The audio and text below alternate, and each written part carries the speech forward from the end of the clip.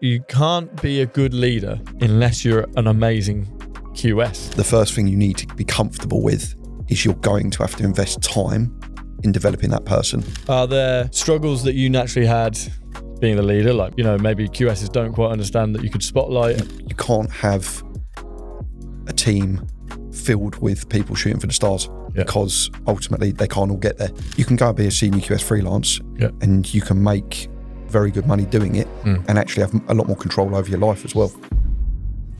Hello and welcome to episode 275 of the Own the Build podcast with me, Paul Hemming. If you're new to the show, head down to the show notes. There are a number of ebooks there for you. Mastering Construction Procurement, AI for QSs, and what's the other one? How to Master Your Career in Quantity Surveying. Tips from 274 episodes that we've had. It's all in ebooks for you that I've written in the studio today. And I am in the studio. I am joined by Bernie Keynes, who is a freelance commercial manager or managing QS who is currently working on highways for MJ Church, a circa £100 million civils contractor. We're going to be talking today about why senior QSs are perhaps rethinking the traditional career path. Done quite a bit talking about that lately, so you're in for some more. Bernie, welcome to Own the Build, mate. How are you? Yes, very well, Paul. Happy to be here. Excellent stuff. Just off the bat, listeners to the show know that I've got a bit of a thing for accents. Your accent, talk to me. Where is it from? I'm just from the southeast of England. Whereabouts in the southeast? I grew up in Thanet, and I lived there for 30 odd years. And where's that? Kent, Essex? Kent, East Kent. Okay. So it's a Kent accent. Yeah. I've been in the southeast for 15 years, and I still can't decipher the difference between anywhere in the southeast. But no, it's I don't know. I don't suppose it's distinctive enough between the areas to determine who's from where. Yeah, so there you go. So we've got Kent accent in the room. So what we always start with, other than accents, is construction journey. Could you kind of paint the picture of your career to date and the starting point being, what was it that drew you into construction? Well, I mean... Big sigh. Yeah. Oh, obviously, like everyone, I dreamed of being a QS when I was younger. And on the playground? Yeah, naturally. That's what everyone says. Yeah, naturally. No, I mean, like everyone, I fell into it. I actually wanted to be a lawyer. And then I realised when I was doing my A-levels, I probably wasn't going to get the grades to go and do that. I think that was a bit of a blessing in disguise, to be perfectly honest. But my dad had recently started his own construction company. He mentioned to me quantity surveying. I'd never heard of it. I looked into it. I wanted to do something vocational at uni anyway. Yeah. I thought that was important to me to build a career and everything else. And, the skill set seemed to resonate with me. And that was it. I went to uni, done my degree, came out, got a job at Walker Construction, and was there for 13 years until recently. So you're almost a one club man. Almost. If I was a footballer, I'd have pretty much been a one club man. And it's interesting though talking to you because and so 275 episodes in, and the listeners are probably bored of me saying this, but I'm always interested, is that no one is running around the playground saying I want to be a QS, right? But people are running around the playground thinking about being a doctor or being a lawyer or whatever, right? Yep. The path into construction for seems to be complete accident, which was kind of mine, or some kind of family lineage into construction, or both, which maybe is yours, right? Just to a point. How do you kind of reflect on the fact that you're in construction now? Like, what's your assessment of it as a career path? Like, are you happy with it? And how do you reflect on what you were taught about potentially going into construction by the school system? Okay, very happy. I love the industry. Some fantastic people in the industry. Yep. It's very diverse in terms of the types of career you can have. Yeah. I think when I was at school, they've done a lot of work with apprenticeships, which is very impressive now. Whereas when I was at school, apprenticeships meant you went to work for £3 an hour as a carpenter or something like that, and that is all construction was. Whereas now, I've done a number of careers fairs at schools and so on to try and promote that and educate children. So people are now running around the playground saying I want to be a QS because of you. Perhaps. Even though I've completely put them off, and we've don't want to do that. We've lost some people. But I think it's getting better. It's improving. Sort of that education around the different careers you can have in construction. So I think there is more visibility of it now than there was certainly when I was younger. Because when I was at school, it was, if you went to work in construction, it was a site-based role effectively. Yeah. And it felt like it was advertised. That's what I would say is you never thought I could go and work in an office in a construction company. QS. If you'd asked me what a QS was when I was 15, I would not have. In fact, when I was 18, I didn't want to go to uni, and so I was looking for jobs in the Stratford Observer, my local paper, and it was trainee QS. And I said to my best mate, what's a quantity surveyor? And he was like, do not do it. You'll be bored out of your mind counting bricks. Because he knew, but I didn't even have a clue then. And it's really nice to hear that you have kind of, in some ways, kind of given something back by going to these careers fairs. I think it's important. Yeah, well, you see, do as I say, not as I do here, right? I think it's important, but I've never done it. And I just feel like almost everyone who I interview on this show, in fact, I'd say everyone, if I ask them, how do you feel about construction? Are you happy that you're in this career? Have a really similar response to you, which is like a vehement yes. I really, really enjoy it. And I feel exactly the same. And that comes from a place of being 18. I wanted to be a journalist, and training QS, what is it? Ended up being it. Now I'm really it's just a great industry to work in. So what's your advice to people listening about putting your hand up to go and do the careers fair at school? Like what do you get out of it, and what do you think is kind of happening through doing that? I'd always say yes.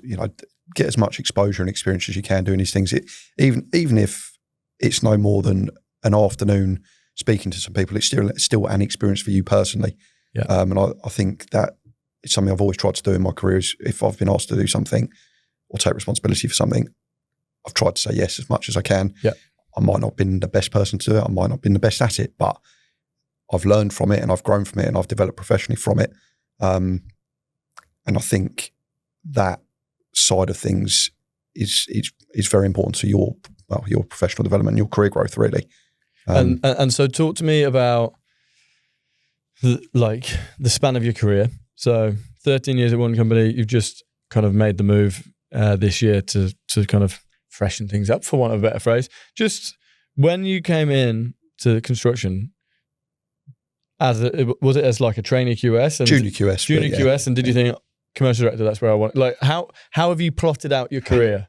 I've always been very ambitious, to say the least. I think most people would describe me as ambitious, certainly when it comes to my professional career and everything else. And so, yes, that was always the sort of career path for me. If I'm going to work somewhere, I want to get to the top. I want to influence how the business is run and make it better if I can. That was always sort of in the back of my mind even when I was a junior QS. I remember doing my appraisals every year, and there was a section in there about company improvements. What can you suggest to improve the company? And I always spent a lot of time thinking about that and writing something I felt was valuable in there.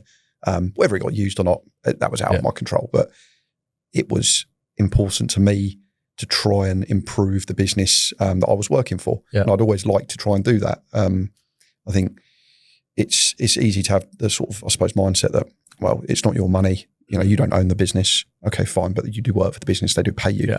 So if you can make it better, that's got to be beneficial. They're going to make more money. You're going to make more money. Everyone's going to be happy. And that's the view, my view anyway. Whenever we've gone through kind of commercial leadership series with commercial directors, like there's like themes that come out of it, which are, putting your hand up for more, like trying to make the business better. I mean, it sounds so obvious, doesn't it? But like, if you want leadership, if you want responsibility, put your hand up and kind of and take it. Yeah, exactly. You have to take it. Exactly. No, I think that's right. And so you kind of worked your way up from junior QS to effectively commercial lead at that organisation, right? Yeah. So when I left, because I'd been commercial manager for the last 3 or 4 years, overseeing the commercial function of the whole business, or answering effectively directly to the board of directors, without a commercial director specifically. But as I've said, that was always my ambition to get there. So that was what I was working towards. And so when you originally stepped into, talk to me about the transition from QS to manager in some ways, like whether that was, I don't know what the jump was it like project surveyor with a couple of like managing QS? Like, so I at one point or another, I held every commercial position in the business. So I went from QS to senior QS. At senior QS level, I took on my first recruit. He's still at the business in a senior QS role. So I was responsible. For him, that was my first sort of step into, I suppose, exposure to people management, if you like. From then, it was managing QS. I inherited a team of, I think, 4 or 5 surveyors as in an MQS role. And then I'd done that for a little bit. And then I developed into commercial manager where I inherited another team because one of the other MQSs left. So I inherited their team. And then most recently it was I inherited a third team of people. So when I left, I had about 15 to 20 QSs. And like, what was your perception of management, of the management role before you started it? I don't know, really. I don't really think about it too much. People management is unto itself a skill set that some people have or don't have. I think it's very not necessarily something you can learn. It's not. I think there are courses you can go and do on people management, but I think the reality is it's a characteristic or a set of attributes you either have or you don't. I didn't really think too much about what it was. I knew that managing people was going to be difficult because you've got different personalities to deal with and people have different motivations and everything else. But I always knew that if I wanted to get to the top, I would have to be responsible for managing people. And I think that was where I came from more than anything. I wasn't really worried about what it entailed or didn't really think too much about it. But just talk to me about then, that makes total sense, echoes my experience. It's just kind of like, good QS, now you can manage everyone else. Yeah. But like, for someone who is kind of, has that, imagine yourself 5 years ago, whatever it was, where like, you want to go, there's loads of people listening who want to go junior to director. Yep. And there is a seminal moment in one's career where, like, I'm guessing for you, the difference between managing QS and QS, where it was you on your own and then you had 5 QSs, that was a bigger jump than managing QS to commercial manager, where you had, again, do you see what? That's my experience, because the first ever, it actually happened to me in a similar way, right? I was in a team of 4 or 5 and I was promoted to run it. And that was one of the hardest things I ever went through, was just maybe partly because I was in the team as well, and then I had to extricate, and you have to like create a new, not persona, but you know what I mean? So, like, would that echo with your experience, that the hardest thing is the first management jump? Yeah, absolutely. Because all of a sudden you're not just responsible for what you do, you're responsible for what someone else does as well. And they're not going to do everything the way you want it done, or they might have different ideas or different process they have to go through, whatever it might be. It is very difficult to all of a sudden be responsible for someone else. But it's like with anything, once you've done it once, it gets easier and easier and easier. And so, it was exactly the same for me. That first jump into managing a person or people was very, very hard. If you could go back to speak to that Bernie, so let's imagine that happened on the 1st of July of a year that you got promoted. What would you say to Bernie on the 1st of January, 6 months out from your first experience of managing people, that step? Is there something that how would you describe that to your younger self? Like, this is how you could do it and how you could do it better. I think the first thing you need to be comfortable with is you're going to have to invest time in developing that person and teaching. But if you can teach them to do something, then ultimately you're not going to have to do it. You're not going to have to do it. So teach them to do it well and teach them how you would like it done. And don't be afraid to tell people that you like something done or want something done a certain way, because at the end of the day, if you don't tell them, they've got no chance of doing it. Whereas if you at least have the conversation with them and say, this is how I'd like it done and this is why, explaining why. It was always a big frustration of mine. If I got told to do something, fine, I'll do it, no problem. But the why is very important as well. Because I think if you can explain the why, then people can buy into it. And if they can understand it then and understand where you're coming from, what your motivations are, then it's much more likely they'll actually get on board and do it. Whereas, I think some managers probably just turn around and go, do this because I said so. Yeah. That wasn't your style. I don't think that promotes the right culture. Yeah. No, I'm with you on that. And so I imagine during that management process where you ended up with 15 QSs towards the end, what are the things in your team that there will be people in your team who maybe didn't quite understand the challenges that you were facing personally, professionally, I mean. Yeah. And there will be people that did recognize it, all right? And I'm guessing the people in your team that did recognize it, you loved working with them. They were the people that were going to be the senior QS. They were going to follow in your footsteps. They were the people that were going places. So again, and this is talking to that cohort of that generation of QSs who are maybe in their early, mid, late 20s. What are the characteristics of that QS in your team who you thought, if I'm gonna leave, they're gonna step into my shoes? I suppose the professionalism, the dedication, the commitment to what their craft effectively in the business is always very important. When I was sort of recruiting people, I always tended to recruit at a lower level because I always felt as though the education, the training, the knowledge I could give them. But if they didn't have the attributes and the characteristics in the first place of commitment, dedication, work ethic, and all those things, they're never going to have it. And that, for me, was always the important factor was, have you got the right attitude? Yeah. And I think the people that, as you say, will go places are the ones with the right attitude and that, again, want to put their hand up, take responsibility, help you as a manager achieve what you want to achieve. Yep. But again, that's a two-way street. And that's what I was talking about communication a minute ago, is telling your team why you want to do something or how you want to do something. They may, they're going to buy into it or hopefully buy into it.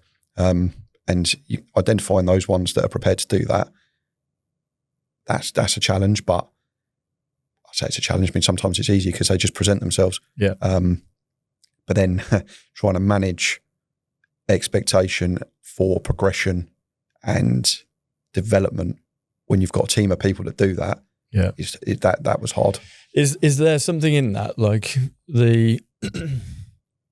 and it's hard, right? Because people want to progress, people want more money, it's natural. But are there struggles that you naturally had being the leader, like managing the team, like how do I manage my budget? How do I manage resource, et cetera, which, maybe QSs don't quite understand that you could spotlight and say, like, this is, like, in that example, I was not struggling, but I'm trying to navigate a budget and 15 people of different levels who all want to go up. And there are things that you can articulate there about the challenge of being a commercial manager that maybe a QS isn't always acutely aware of. Yeah, I'd say it's the budget side of it wasn't too much of an issue generally, because I think the business generally appreciated that if you needed a QS resource, you need to go out and get it. Yeah. It was actually finding the people or the right people to bring into the team at the right level at the right time, because especially in contracting, unless you're working for a Balfour Beatty or someone like that, you don't have the order book in front of you for the next 5 years. You might have 5 or 6 months if you're lucky. When I first started my career, I get a job on a Friday that starts Monday, and that was difficult. It's trying to find the balance of that resource level to meet your current workload. But I've always got in the back of my mind is I don't want to take someone on and then have to get rid of them in a year's time, 2 years' time. It's kind of like that. It's a never-ending problem, though, right? Yeah. Of I'm short, but I'm short now. Am I short next quarter? Yeah, yeah. And how do you balance that? And then freelance staff. Well, this, inadvertently, you've kind of segued me nicely onto today's topic, right? Which is that there is so much. I want to contemplate this from the perspective of commercial directors, commercial managers, right, who are actually struggling with exactly what you've just said. I didn't plan it to go like that. It was just teed up lovely. But where there's a lack of resource, it's hard to go and hire a QS, right? Yep. It's really hard to go and hire good QSs. And a lot of companies are in flux so often that there's a moment to go and do it, and then you've got to sell the order book and X, Y, and Z. It's really hard to get them versus a Balfour Beatty who say, wow, we're on this framework for 5 years, happy days. So you've recently made the move from kind of permanent PAYE to a freelance role. Yep. What was the driving decision for you for that? It's hard to say, to be honest. I've been with the company a long, long time. I enjoyed it. I enjoyed the people, enjoyed the culture. At some point, I always knew that I wanted to work for myself. Yeah. There's always been an aspiration of mine. I think I'd have almost been disappointed if I got into the end of my career and hadn't done it. I'd have been disappointed with myself, regardless of the level I'd got to. I wanted to experience what that was like. And it's not to say I will always do this. You know, if the right PAYE position comes along, I'd consider permanent positions again, because I don't think it's a bad thing to do. There was an itch that needed to be scratched. Yeah, I think so. I think that's part of it. And the timing's never right for these things anyway. Yeah. I've just had my first child. He's just over a year old. I'm moving house at the moment. I probably couldn't have picked a worse time to do it, to be perfectly honest. But the chairman of Walkers said to me not too long ago, ultimately there's never a right time for doing anything. So at some point you just have to make a decision and live with it and get on with things as they present themselves. You can't plan everything, which is tough for me because I like planning things. I like a plan. I like structure. I like knowing what I'm doing. It's I don't think there's any particular thing that drove me into freelance or anything like that. It was just something that you wanted to do and the opportunity arose and here we are. And so I know that your experience of being a freelancer is perhaps limited to less than 6 months. Oh yeah, versus, it's been a month. Versus 13 years otherwise. Just, we've recently done shows about what freelance is like, and there's pros and there's cons. And I'm just interested your early feedback on that 1 month in. Like how do you reflect on the difference in lifestyle, the opportunity, flexibility, etc., and the extra bits that you're now doing with setting up the company, VAT, blah, blah, blah? I think it's fantastic. Yeah. I've thoroughly enjoyed my time doing it over the last sort of 4 to 6 weeks.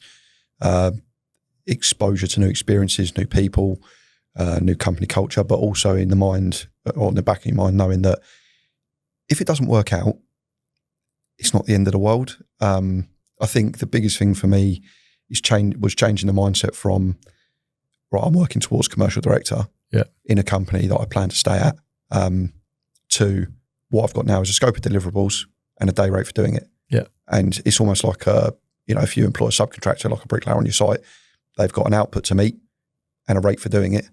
That is effectively the position you now find yourself in as a freelance QS. I mean, it's a little bit different because measuring the output is difficult and slightly different, but ultimately you have a global set of deliverables. Go and do them. You're no longer so preoccupied by kind of the governance of a business, the bureaucracy of a business, the budgets of a business. That's not to say your old company was particularly bureaucratic, but it's just like all of a sudden it's kind of like, right, we're going to narrow your lane to your area of like genuine expertise. You're a great QS and you're going to run this and this is your scope, go and deliver it. Yep. And, I've used this example before and you and I were talking off air about it, but I think, and this is biased because I am at this age, I also have a 1-year-old daughter, right? So you and I, same generation, similar age, similar moment in life.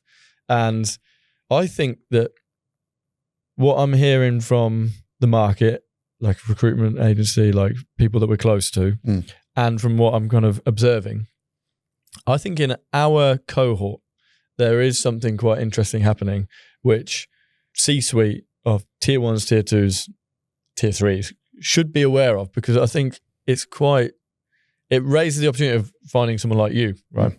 And the way I would paint this picture, and I want your feedback on it, is that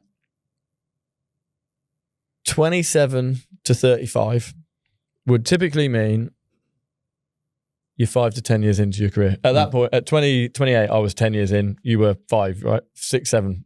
Because you went to uni. I started about 21. So yeah. So, but you're kind of you're probably approaching or at senior QS.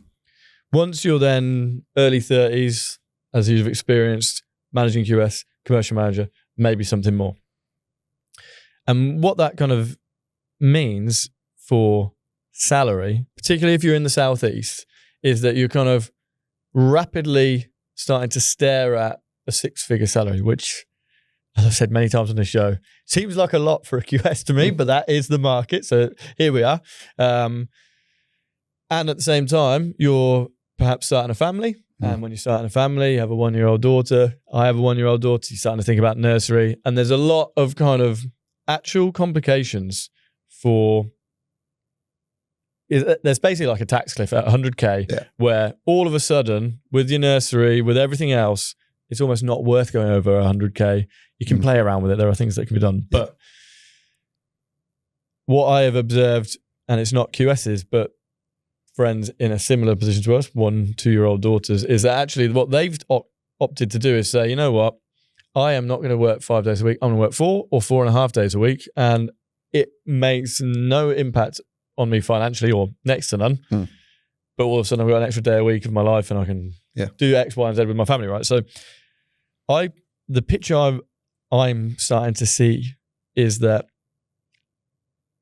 you could end up, just with the way the tax system is, losing your PAYE employees. And I'm not saying this is why you left, right? But that it kind of actually makes sense to take the flexible lifestyle, the work-life balance, and similar salary. There is issues to be had around that and yada, yada, yada. And that actually contractors risk losing lots of people like you to this phenomenon. And you need people like you to come through, because in 3, 5, 10, whatever years, you're the commercial leadership, right? And actually, there is quite the attraction now to just say, you know what? I don't need to do the project reviews, the board reports, blah, blah, blah. I'll just, for the same crack in an extra day a week of my life, I'll do something quite different. So what's your feedback on my analysis of that? I think you're absolutely right. I don't want to put people off staying in a company, PAY positions, because it is fantastic. If the culture's right and the people are right, there's a lot to be said for it. I stayed with that company for as long as I did because they were a great company to work for. In terms of the work-life balance and all that sort of stuff, not dissimilar to what I have now. If I needed to go to an appointment in the afternoon, fine. They were happy to support that. They've always been like that. They're a family-run business, family-owned business, and they're very supportive of their staff in that way. But I think companies have to be, because ultimately, a lot of companies say, "Oh, people are our greatest asset" and all that sort of thing, but then they don't invest in them and they don't actually support them in the same way or appreciate they do actually have a life outside of work, which they do, like children and everything else.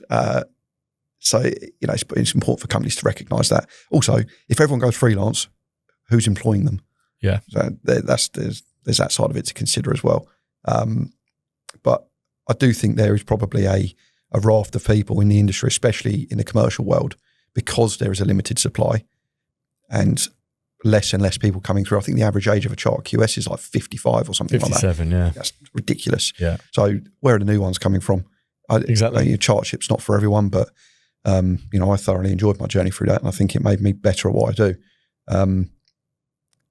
But I do think there is a raft of people, or a level of people, that ultimately you can go and be a senior QS freelance. It doesn't matter what your job title is, because, as I said earlier, you've got a scope of deliverables and a day rate for doing it, and you can make very good money doing it, and actually have a lot more control over your life as well, which is quite nice. And because I've always kind of said, right, and is exactly the same as you. Like, came in as a trainee QS, didn't know what a QS was. Quickly learned what a QS was, and then was like, right, commercial director, that's where I'm going. Desperate to do it. And then my path, different to yours, but there are some similarities, is that I set up C-Link 10 years ago, and there was a moment where I was commercial manager at a company where I had a lot of leverage. They said to me, don't leave full-time. Be a contractor, freelance QS for us for a year. And that was a great gig for me to do. And it kind of made me think, cool, that's a good lifestyle. So look, I think there is something in it. I guess like the picture that I'm trying to paint here is that, and again, it goes back to you managing your team, right? And there was 3 or 4 absolute guns in there who you loved. And you're like, this is the succession plan. These are the people that we need to keep happy, et cetera, et cetera. What are the characteristics of a company? How does a commercial director make the company attractive to keep those 3 or 4 people who are your senior QSs, who are going to be your leadership cohort, to stop them going to do Freelance or something else? Yeah. And it's a hard question. That is the challenge. And that is very much the challenge I was facing before we parted ways. It was, I had people beneath me that wanted my job, and I'm their age, or maybe a little bit older, but not by enough. And it's very hard when they start pushing you, going, well, what's happening? Where am I going? But I could also completely relate to them because I'd been there. And I knew what they were struggling with. I knew what the frustrations were. So at the very least, I could have an honest and transparent conversation with them. And I would do, I was always a big advocate for progression and promoting people where I could. If they deserved it, then I'll help them do it. And, pushing their careers forward, I think was very important. The business looked after me in that respect. They always pushed me and gave me more responsibility, promoted me, paid me more. And ultimately, if they hadn't, I wouldn't have stayed as long as I did. But and you've got to earn that as well. But when you've got 3, 4, 5 of those people all pushing you for the same thing, and you've only got maybe 2 positions to fill, it's almost impossible. It is. I mean, ultimately, what's going to happen is you're going to promote the right ones, and you're going to have to accept that the ones that don't get it are probably going to leave. Yeah, and you can't have a team filled with people shooting for the stars because ultimately they can't all get there. So all you can do is make a decision for the business at the time based on your knowledge of the team and everything else. Who are the best people for these roles?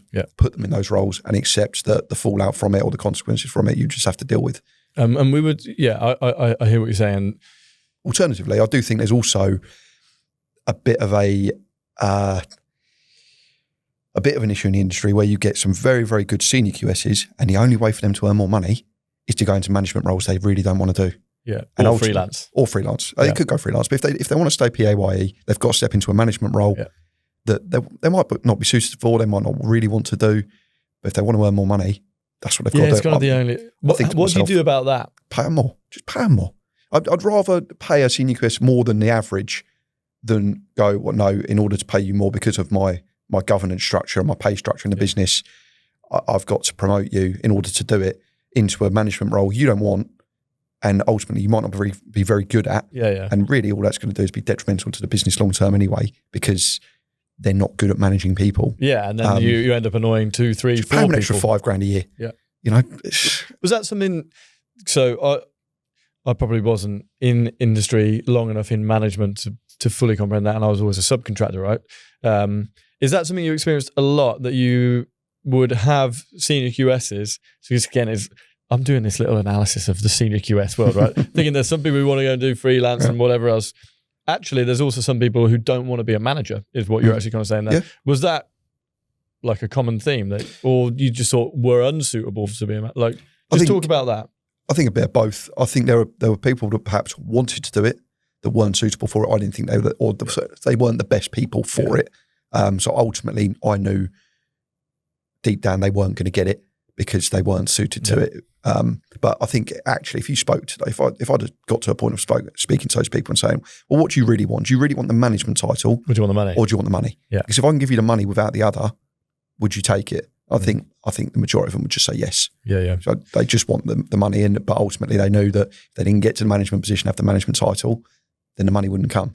Yeah, and it's funny though, isn't it, that we're kind of stuck by those binary brackets of junior, assistant, project surveyor, senior QS, managing QS, commercial manager, senior commercial manager, and that's like your only route is that. Yep. Whereas we've all been managed by people who were unbelievable kind of technicians, if that's in the trade of QSing, but we're not unbelievable managers. But you kind of have to take those steps to get the money. So it does just kind of show that the industry is a bit backward. There's so much nuance, right, to what is happening in this 25 to 35-year-old cohort, which sadly I'm not even in anymore, but I'm pretending I am. Just kind of moving the conversation towards what makes like a really appealing contractor to to work for, in your opinion, right? You were talking to me about the company that you've just started working with, and how impressed you were, and like how that made you feel. Just like, what to you, if you were advising all the commercial directors listening, like how to make your company the company that is enticing to work for people like you who are gun commercial people that you want to employ, who are in this mode of like, maybe I'll go freelance, maybe I'll do this. You know, I've earned my stripes, I've got a bit of flexibility. What is it that appealed to you so much? I think there was a couple of things. The professionalism was very clear from the outset, or sort of the commercial professionalism, if you like. How do you define that though? Sorry to interrupt you, like 3 words in, like professional, like what is the commercial professionalism that you're referring to? It's hard to pinpoint, but there's a clear commercial focus from the business that the commercial outcome is central to the decision-making process. That was very, very clear. I think there are a lot of construction companies that are probably more operationally led, which I think is important, don't get me wrong, but with a lack of commercial focus. And the commercial side of it for me has always been the balancing act, if you like, is, okay, you want to go and work on this huge scheme, whatever it might be. You know, it might be a 10, 20, 30, 100 million pound scheme. It doesn't really matter. And it's perhaps like a bit of an egotistical decision. But when you dial it down to the nuts and bolts of it, is where's the money coming from? Because if you're going to get out the back end of the project and that £100 million job's cost you £101 million, as far as I'm concerned, it wasn't a success and wasn't worth doing. It might look great on the website, but you know, the reality is you could have just built a new website for that money. And so you wanted to. But so like the commercial professionalism that can really attract you is like, we're focused on margin. This is a business that is focused on profit. We want to make profits because then we will reinvest it into X, Y, and Z. And that, how did someone like give you that like straight away? What was it? I don't know. I think it was just the way they spoke to me, the ideas that they had, the aspirations they had for the business, and the way they generally operated. In terms of the selection of their work, the projects they do, they know what they're good at, they stick to it. There's no need to go and chase work, which I think a lot of contractors are guilty of. They chase the turnover, which ultimately is just vanity more than anything, or ego. And I'm not saying it doesn't exist at all, because it probably does, but it was clear that there was also this influence from the commercial side of the business as to that decision-making process. I think that's very important. I think I don't care what anyone says. Business is there to make money. It's as simple as that. Yeah, I agree. And so commercial, because I rudely interrupted. I asked a question, then rudely interrupted you less than a sentence. You were halfway through a sentence. So kind of, what makes this really attractive business for gun commercial person like you at your age? Commercial professionalism, tick. What else? The workload's interesting, or the order book, I should say. The sort of the frameworks they're working on and looking at, it's a core part of the business. I think also the way the business is set up with its all the different facets it has to it. So it has its own plant, it has its own quarries, its lorries, sweepers, everything. It's got a strong self-delivery model as well at its core, when that's what it's effectively built off. I think that's quite... So commercial professionalism at its core, it's a good business. And those two kind of go hand in hand. Great projects. And you kind of also talked about mentorship as well as like something which, and it's, some people will listen to it and think, really, that's something that you want? Like 14 years or whatever it is into your career, when you've kind of built the career that you have. Like, just talk about that.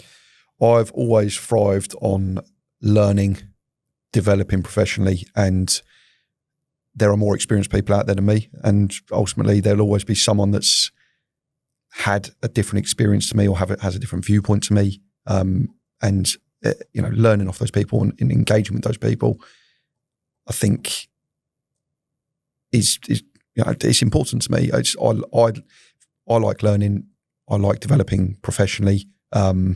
It's always been something that's sort of been part of my I don't know, my attitude towards Well, work, you're I here, guess. right, as well, right? It is, yeah. I mean, ultimately, this is exposure. It's a new experience. I've never done anything like this before. When you asked me to, I thought it was a really intriguing prospect, to be honest. And ultimately, if only one person watched it and it's my mum, then so no, be it'd it. be two because it'd be my mum as well. Then so be it. And so you saw like an opportunity at this organisation for some mentorship as well. Yeah, absolutely. And because we do like question time episodes once a month where listeners kind of write in, and one of the listeners, and I'll butcher this a little bit, but kind of wrote in and said, I was at a company for 5 or 10 years, can't remember the number, and I had great mentors around me. I had a senior QS, managing QS, commercial director, and learnt loads, but was kind of stuck. It's like a bit like I'd hit my ceiling. Yeah. And so I made a move. That move kind of got me line reporting to the MD, which was great, or seemed really great. I have 1 or 2 people working for me, and all of a sudden I feel really isolated, and I feel like the MD is great, but the MD is not a commercial director. Like he's almost missing that support network or that mentor network. Like in some ways, maybe you've kind of gone the other way. But like, just what would your advice be to that individual? That's a tough position to be in, because ultimately they're probably in a position where they feel like everything's on them to a point from the commercial side of things.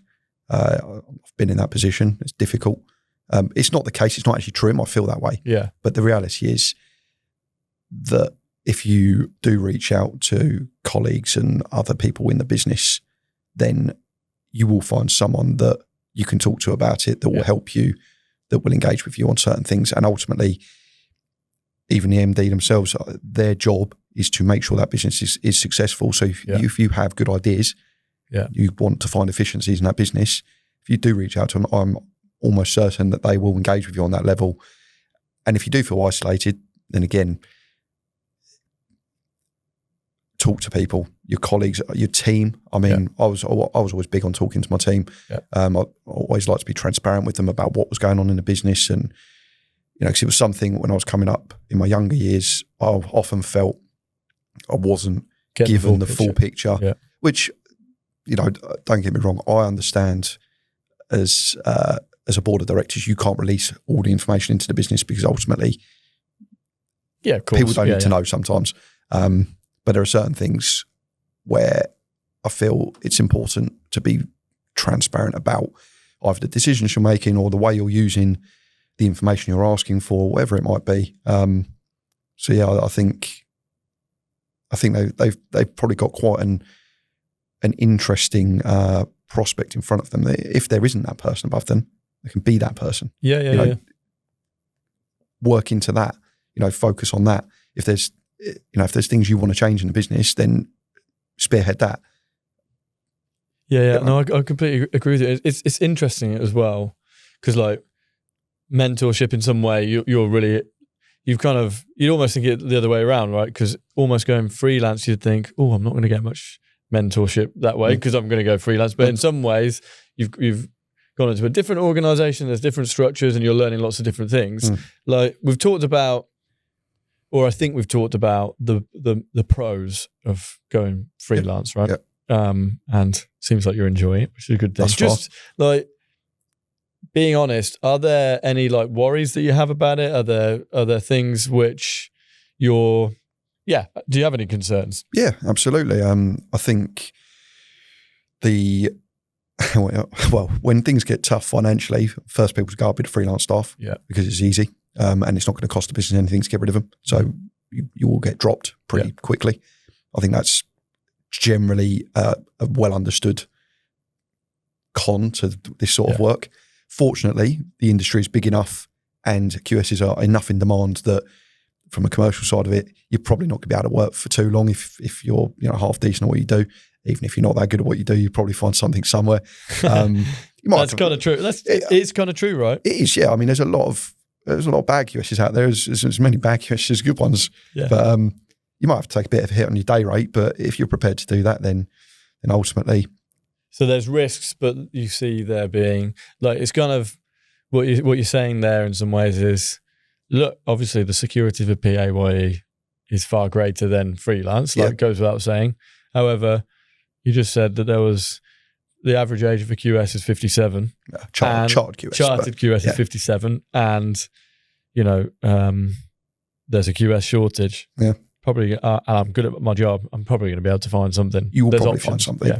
I think unless the government decides to just stop building things, we should be fine. Yeah. In reality, and I think actually the spending is probably going to ramp up if nothing else. But the other side of it is the financial side of it.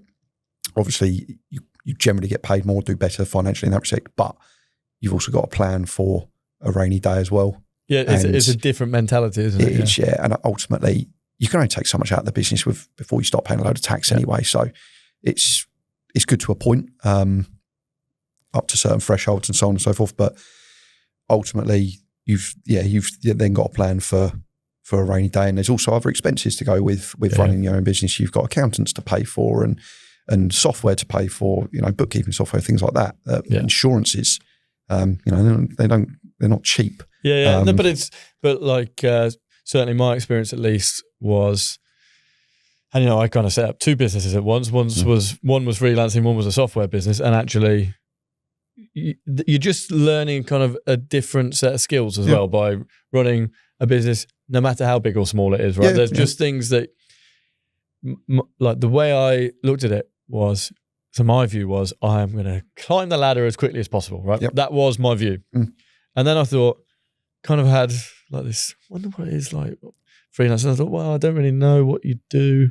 How would you set up a business? How do you do accounts? And I kind of had this series of questions in my mind, which maybe not dissimilar to you, kind of just left me thinking, wow, I'd like to do it, but I'm a bit unsure, right? And then C-Link happened and we just went for it, and that kind of accelerated everything. But there are absolutely kind of intangible benefits from just exposing yourself to a different way of operation as well, right? And I said this to you on the phone, I think, one time. And it's absolutely how I feel today, is like, it's a no regret decision, because the worst thing that could happen is it doesn't work out, and then you go back to being a PAYE QS. Like that, the demand exists, right? It does, and I certainly don't have any regrets having done it, even though our paths are very different. And it sounds to me like you've absolutely not turned your back on employment in the traditional sense, but this was something that you wanted to do,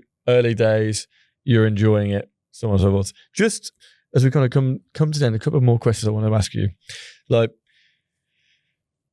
in the leadership series that we've been doing with commercial directors, kind of the one thing that comes out of it, it sounds so obvious, but is like you can't be a good leader unless you're an amazing QS, like that, the technician. You've got to be good at the work, right? And again, through conversations on the podcast, I've heard that there's kind of like this push further down the QSs. So like assistants almost are kind of like, I want to do freelance because I can earn loads. It's like a adrenaline boost to your salary, right? Or you perceive it as that.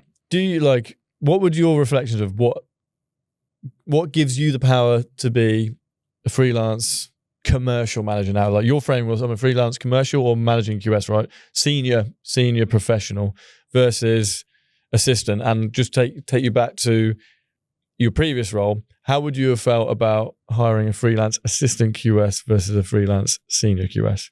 I think to a point, you have to have been doing it for a period of time before making that move into freelance. I think if you're going to set up freelance as an assistant QS, I can't see it being that successful personally. I mean, I could be completely wrong, but I wouldn't have taken on an assistant QS as a freelancer. Because there's too much to teach them. I'd rather, for the cost of it as well, I could employ an assistant QS for whatever it is, a year to employ them. It's going to cost me less money. I'm going to have to put in the same amount of training, effort, and supervision Yeah, it's not worth it. It's not worth it. If I'm employing a freelance person, I want them to bring in it's a guarantee level of of success. seniority, a level of experience, and potentially even some new ideas from other businesses they've worked at. But if you're at an assistant QS level, you probably haven't worked at that many places. Yeah. So, don't have enough experience of what works, what doesn't work. No. Yeah. And you don't necessarily have to hit the ground running, because whatever happens, doesn't matter how senior you are, there's always going to be a transition period in a new business. I've found that out over the last month or so. That's been particularly difficult, is learning how they do things, what their processes are, what their procedures are, the software they use, all those different things that I either haven't used before or completely new to me. Doesn't matter what level you come in at, there's always going to be that period of time that it takes you to get used to those things. However, what I do have is experience of NEC contracts, for example, so that they don't need to teach me that. I know all of that, or I know as much as I know, but I know a significant amount of that. I know how the applications work. I know how to price compensation events, all of that technical side of it. They don't have to teach me any of that, because I've been there and I've done it. People management, I've been there and I've done it.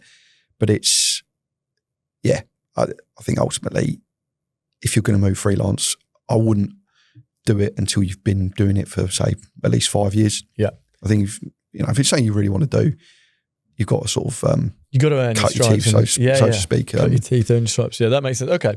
And then kind of wrapping this up nicely, I think nicely, at least, Bernie, going back to kind of my first question about what are your reflections on becoming a QS? Did you want to become a QS? Did you know what a QS was, right? And I think your answer to that was words to the effect of, I'm so happy I became one. I'm so happy in this industry because there's such a diversity of role in this. Even as a QS, I've said this loads of time, you could be a freelancer, you could be an adjudicator, you could be a commercial director, you could end up doing what I'm doing, you could end up doing whatever you want, right? And on a plethora of different projects that you can then put your name to, right? So there's so much that you can do. For you now, final question, what does a successful commercial career look like for you now? Joe, I've been asking myself that for the last month or so. And what am I doing? it has changed my opinion on it, because if you'd have asked me that a couple of years ago, it would have been commercial director, managing director, business owner, because ultimately that's where I wanted to get to. Yeah. Now, in the position I'm in, if I'd done what I'm doing now for the rest of my career, I would be more than happy. I've contemplated the idea of, do I want to grow the business and employ people and go down that route? Could I go down the route of, developing a construction management arm, for example, or something like that with the business, or even go into contracting if I wanted to? There's different options there. In terms of the commercial side of it, I don't think if I never become a commercial director now, it doesn't bother me. Whereas if I'd have stayed at my previous company for my entire career and never got to commercial director, I'd have been incredibly disappointed. Yeah.